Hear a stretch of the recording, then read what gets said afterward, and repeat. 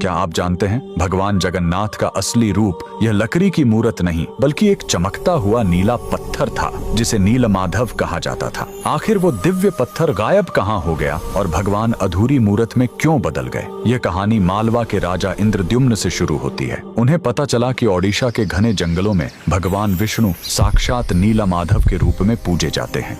राजा ने अपने मंत्री विद्यापति को खोज पर भेजा। विद्यापति जंगलों में भटकते हुए आदिवासी सरदार विश्ववसु तक पहुंच गए, जो गुफा में गुप्त रूप से नीलमाधव की पूजा करते थे। विद्यापति ने सरदार की बेटी से शादी की और जिद करके गुफा देखने की बात मनवा ली। सरदार ने शर्त रखी कि वे उनकी आंखों पर पट्टी बांधकर ले जाएंगे, लेकिन विद्यापति ने चालाकी की। उन्होंने रास्ते में चुपके से सरसों के बीज गिरा दिए। कुछ दिनों बाद जब बारिश हुई तो सरसों के पौधे उग आए और विद्यापति को गुफा का रास्ता मिल गया। उसने तुरंत राजा को खबर दी। राजा इंद्रद्युम्न अपनी विशाल सेना लेकर घमंड के साथ भगवान को लेने पहुंचे, लेकिन उनके वहां पहुंचते ही नीलमाधव की मूर्ति हमेशा के लिए गायब हो गई। भगवान अपने भक्त विश्ववसु के साथ हुए धोखे और राजा के घमंड से नाराज थे। राजा ने रोकर माफी मांगी और अन्न जल त्याग दिया। तब आकाशवाणी हुई, मैं अब उस पत्थर के रूप में नहीं मिलूंगा, अब मैं समुद्र तट पर एक लकड़ी के लट्ठे के रूप में आऊंगा। कुछ समय बाद पुरी के समुद्र तट पर एक विशाल अद्भुत लकड़ी का लट्ठा तैरता हुआ आया। राजा समझ गए कि यही भगवान का नया रूप है। उन्होंने तुरंत आदेश दिया कि इस पवित्र लकड़ी से भगवान की मूर्ति बनाई जाए, लेकिन समस्या यह हुई कि वह कोई साधारण लकड़ी नहीं थी।